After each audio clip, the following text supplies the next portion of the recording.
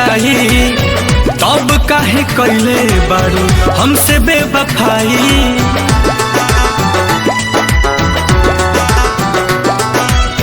नाम तोहर लिखले रही काट के कलाई तब काहे कैले बारू हमसे बेवफाई। तड़पता दिलवा बेचारा हो याद संगे नमो मिटावे जात बहानी काट के ब्लेड से दोबारा हो। याद संगे नमो मिटावे जात बहानी काट के ब्लेड से दोबारा हो।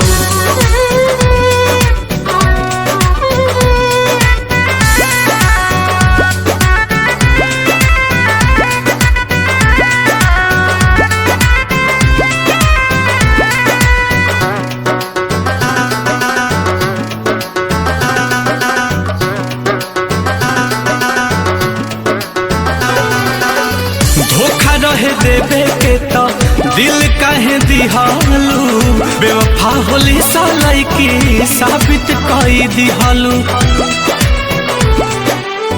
धोखा रहे देवे के तो दिल काहे दिहालू बेवफा होली सालाई की साबित कई दिहालू।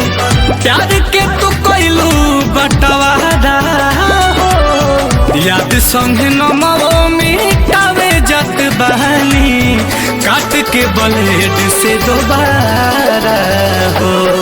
याद संगे नमो मिटावे जात बहानी काट के ब्लेड से दोबारा हो।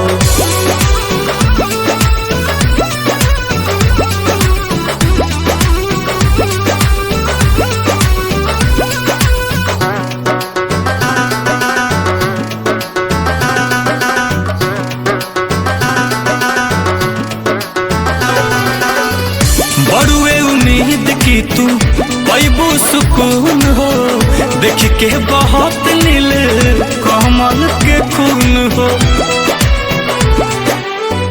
बड़ुए उम्मीद तहरा मिली सुकून हो देख के बहुत नील कमल के खून हो।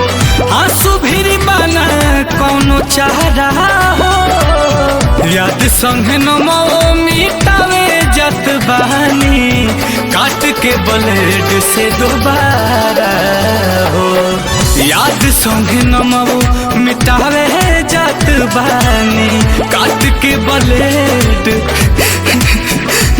से दोबारा